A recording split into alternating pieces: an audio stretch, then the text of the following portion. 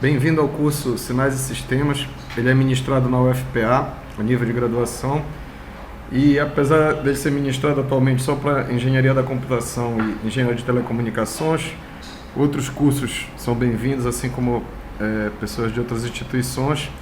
O livro-texto que a gente vai adotar é Os Sinais e Sistemas, do Oppenheim e Wilsky, mas há vários outros ótimos livros, e esse foi escolhido por ele ter versões em português, ter bastante material e democraticamente pela turma.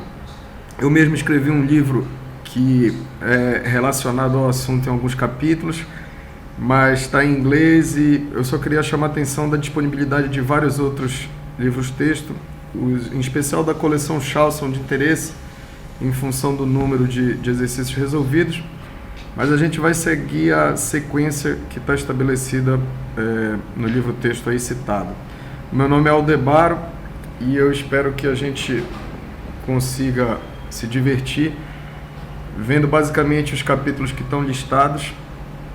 E se a gente avaliar o que é Sinais e Sistemas dentro desses dois cursos de Teleco e Engenharia da Computação, eu ousaria dizer que seria uma das disciplinas mais importantes e também das mais divertidas, basicamente porque há disciplinas onde você está estudando apenas assuntos que foram gerados ou foram concebidos por seres humanos, por exemplo, uma linguagem de programação ou então um protocolo de rede.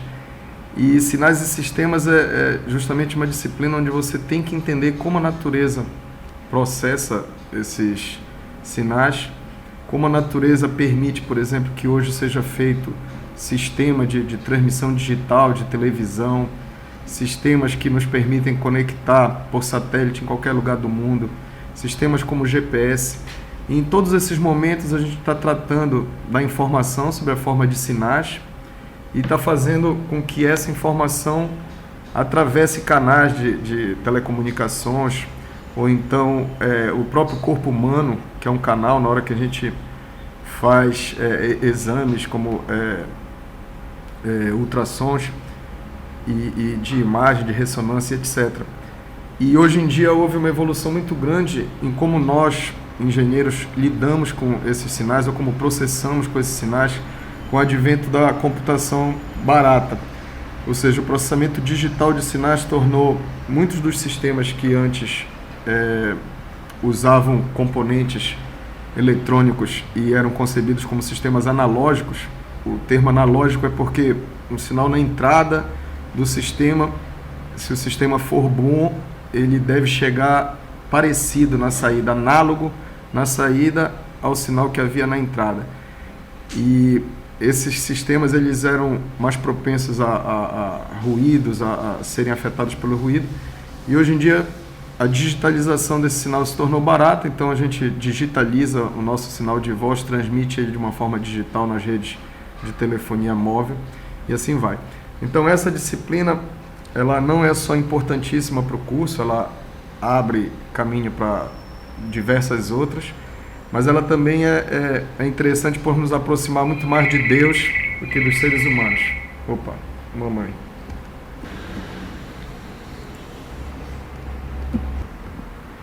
Fazendo então uma breve descrição do que a gente vai estar discutindo, no capítulo 1 a gente vai avaliar a terminologia que é usada para tanto sinais quanto sistemas. Depois a gente vai estudar um tipo de sistema bem especial no capítulo 2, que são aqueles que são lineares e também são invariantes no tempo. Aí os capítulos 3, 4 e 5, eles são dedicados a uma análise no domínio que é chamado de frequência, que é basicamente motivada pela matemática da análise de Fourier. No capítulo 6, a gente vai então tentar caracterizar, tanto no tempo quanto na frequência, nesses dois domínios, sinais e sistemas, e falar de, por exemplo, filtros passa-baixa, que são aqueles que deixam passar as baixas frequências dos sinais e não as altas. No capítulo 7, é o processo de amostragem, que é aquele que converte um sinal contínuo no tempo em um sinal discreto. E aí há duas ferramentas importantes, que são a transformada de Laplace e a Z. A primeira, ela trabalha tipicamente com sinais que são contínuos no tempo. Então, H de S, por exemplo, é normalmente a letra que é usada para denotar um sistema no domínio da transformada de Laplace. E H de Z é o similar, mas é quando esse sistema atua sobre sinais que são discretos no tempo. Então, nós vamos iniciar conversando sobre sinais, e eu queria mostrar um exemplo de processamento que é usado bastante hoje na engenharia, que seria digitalizar um sinal, ou seja, torná-lo digital, passá-lo para dentro do computador, e aí a gente processar usando um software, por exemplo, MATLAB ou o Octave. Bem, para gravar minha voz eu vou usar esse software que é Audacity, que é um software open source, e aí eu posso gravar basicamente apertando aqui nesse botão, aí eu digo alô, alô, testando, e eu posso fazer então um playback. Alô, alô, testando. E aí vocês notem que existe uma frequência aqui que a gente vai estar lidando durante esse curso, que é chamada de frequência de amostragem. Eu acabei usando o default, que seria 44.100 amostras do sinal por segundo. E agora que eu tenho esse sinal digitalizado, eu posso exportar. E aí eu vou criar, por exemplo, um arquivo teste.wave. Ele já existe, mas eu vou substituir. E agora eu vou abrir o MATLAB, que é um software comercial bastante usado na indústria, então é importante a gente se familiarizar. E tem o seu equivalente open source, que é o Octave, que também é muito interessante de saber usar, já que ele permite bastante coisa e é compatível na maior parte das funções com o MATLAB. Então eu agora estou lendo o meu sinal de voz, agora eu vou plotá-lo dentro do MATLAB. Então esse mesmo sinal aqui, que está no Audacity, o software que digitalizou, eu posso processá-lo. E aqui dentro do MATLAB, então, eu tenho maneiras de visualizá-lo no domínio da frequência, por exemplo. Isso aqui calcula o espectrograma, onde aqui na abscissa eu tenho tempo, aqui na frequência, e essas cores indicam quanto de potência tem em cada ponto no eixo tempo-frequência. Então, quanto mais vermelho, maior potência. Então, eu noto que ao longo do tempo eu vim falando com mais potência nas baixas frequências. E aí, bem aqui, olha, teve um burst, teve um período onde houve maior potência nessa faixa aqui de frequência. E depois, então, voltou a ter mais nas baixas. Então esse tipo de análise é o que hoje é feito nos telefones celulares, nas televisões, e é parte do processamento digital de sinais que a nossa disciplina Sinais e Sistemas dá fundamento. Para que nós possamos ter familiaridade na manipulação desses sinais, seria bom nós treinarmos nomenclatura. Então eu vou emprestar aqui esse gráfico do livro que eu escrevi. Então um sinal analógico exemplificado aqui com o eixo do tempo na abscissa e a amplitude do sinal na ordenada, ele basicamente é uma função onde você tem tanto os números no tempo como sendo valores reais, quanto a amplitude. Se você digitaliza esse sinal, basicamente você passa por um processo onde, ao invés de você ter número real na abscissa, você passa a ter só valores discretos. E aí a amplitude ela não pode assumir qualquer valor, ela tem que ser representada com um número finito de bits, e pode ser 16 bits ou 8 bits.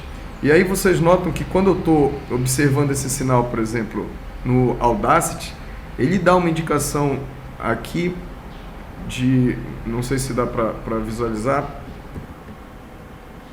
Então aqui no áudio que a gente gravou, dá para observar que aparece a frequência de amostragem em 44.100 amostras por segundo. À esquerda, logo abaixo aqui de audio track. E bem aqui, ó.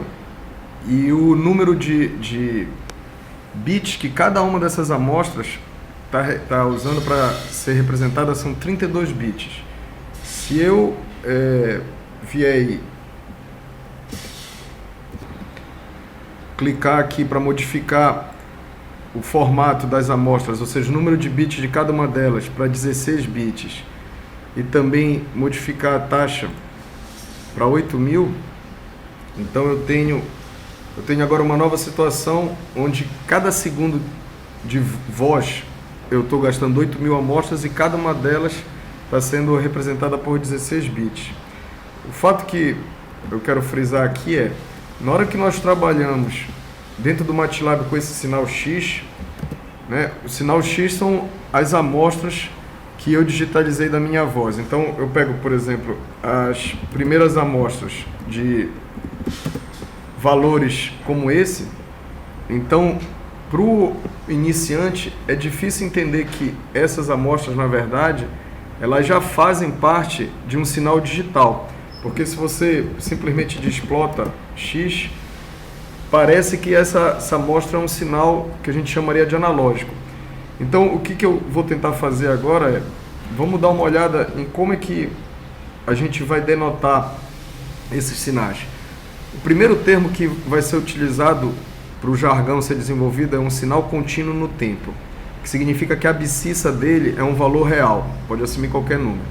O outro é, em contraste, um sinal que é discreto no tempo, onde o n aqui, que significa abscissa, ela é um número inteiro. Então, por exemplo, não pode haver n igual a 3,5 ou n igual a 2,1. Não há isso. Os n são menos 5, menos 4, menos 3 e assim por diante, números inteiros. Já o t não há restrição, ele pode ser qualquer valor real. Isso é olhando para a abscissa. Se a gente olhar aqui nas linhas, a ordenada, ela pode, normalmente representando a amplitude, por exemplo, a tensão em volts ou a corrente em ampere, mas essa amplitude ela pode ser quantizada, ou seja, ter apenas níveis discretos, ou não quantizada. O sinal vai ser chamado analógico, em inglês aqui analog, quando você não tiver restrição nem na amplitude, nem no tempo, que é a abscissa. Então esse é um sinal analógico, pode assumir qualquer valor de amplitude e ele é definido para qualquer instante de tempo real. Já um sinal digital, ele tem restrição nos dois eixos. Ele tem restrição que a amplitude é só um número inteiro e aqui a amplitude ela é quantizada. O que vai acontecer na boa parte do nosso curso é que nós não vamos lidar com esse sinal digital. Por uma maior facilidade, ou na verdade conveniência matemática, a gente vai lidar com os sinais que são discretos no tempo, que são esses representados aqui por x de n, onde não há uma restrição na amplitude deles. Vejam que esse sinal discreto no tempo, ele tem a abscissa discretizada, que é esse x de n aqui, mas a amplitude dele não necessariamente é quantizada. Então fica muito mais próximo do que a gente vê aqui. Por exemplo, esse sinal que está aqui no MATLAB representando as 3 primeiras amostras dele, a gente vai entender que elas, quando forem plotadas, elas deviam ser plotadas com o eixo da abscissa representando um número inteiro. Então, eu tenho aqui, por exemplo, o primeiro valor da abscissa, o segundo, o terceiro, e aqui valores de amplitude. Mas eu não estou realmente enxergando diretamente aqui que a amplitude está quantizada. Então esses sinais vão ser chamados de sinais discretos no tempo. E a gente vai estar basicamente olhando para os dois tipos. O sinal contínuo no tempo, que seria também um sinônimo, a gente poderia chamá-lo de analógico. A gente vai dizer que ele é um sinal contínuo no tempo, para realmente não fazer distinção aqui entre os dois necessariamente, mas o quantizado em amplitude ou não. Mas sinal contínuo no tempo e sinal discreto no tempo vão ser os objetos de estudo principais. E depois, quando nós tivermos mais entendimento de como é que é feita a quantização, a gente vai então enxergar a conversão do sinal analógico para o sinal digital, que envolve dois processos, a amostragem e a quantização, mas isso vai ser visto só mais adiante.